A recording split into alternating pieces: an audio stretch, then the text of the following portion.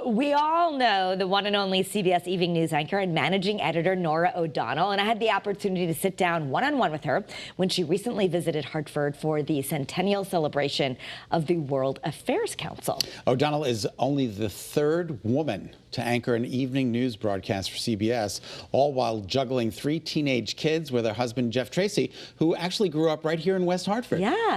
So we all know she is a trusted journalist, but how does Norah O'Donnell balance her busy job that takes her into war zones with being a mom, not to mention still looking and feeling great after just turning 50? I loved what she said, and I think we can all relate. Take a look. My husband, Jeff Tracy, is from West Hartford, Connecticut.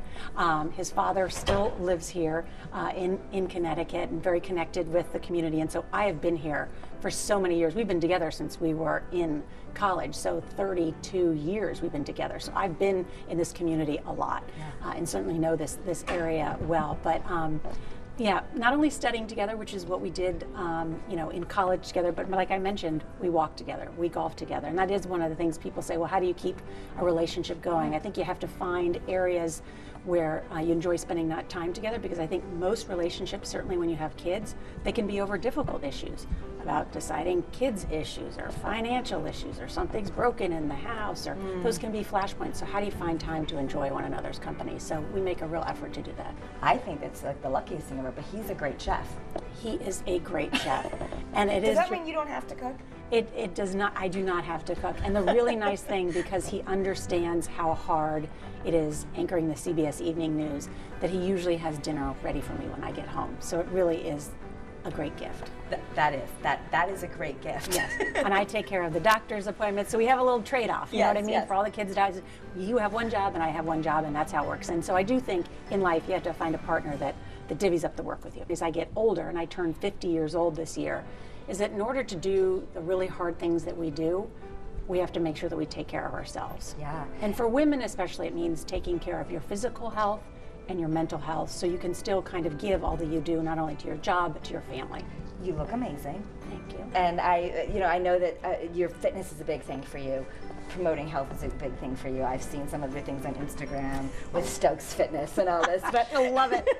But so tell me a little bit, like, what is your regimen? How do you keep up with the stressful job, but maintain that self-care and that fitness? Yeah. I mean, I've always enjoyed sports and athletics, so that has been part of my life from the very beginning.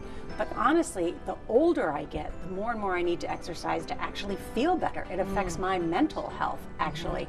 And, it is important, especially for women and men as they age, to make sure that they build their muscular strength as we get older to protect our bones. So I do try and work out every single day. Now, every day. Even if that means my husband and I, as soon as the kids get off to school, and now they drive to school, and my husband is from Hartford, Connecticut, the Tracy family, and so my husband and I will try and take a 30-minute walk or an hour walk, whatever it is. If it's not a day that we can walk, then I will try and work out with my trainer virtually, Kira Stokes, or do one of her videos online. Fitness is not about looking good. Okay. It's about feeling good. Do you have a meditation practice or any kind of mindfulness that you do to manage stress, or what's your stress relief? I don't have a mindfulness practice, but I really respect people that do, and I would like to develop one. I just don't seem to have any time. For me, honestly, it's like I said, it's the exercise and then reading. I really enjoy reading, and certainly at night, to sit down and read a book, even if it's for 5 or 10 minutes to fall asleep. Which usually is about as long as it takes. That to me is kind of a real a blessing to be able to do that. Did you yell at her for not having a mindfulness practice? No, I think it's great that she did what was her thing, which is, we talked about that. I like to read before I go to bed too, and the exercise for her, the walking. She will put the phones away. Right. We talk. You'll see coming up on Eyewitness News tonight at 6 today, and tomorrow she also talks about, like, she's doing what we all deal with, getting your kids off TikTok and balancing all that. But just as we were wrapping this interview up, and she had talked about the days it took her to prepare to interview the director of the CIA, who was there at that event for the hour.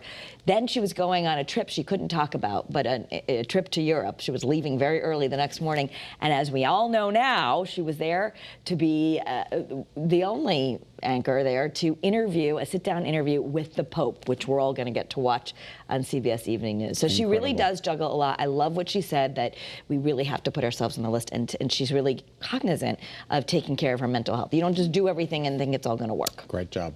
Thank you. You're welcome.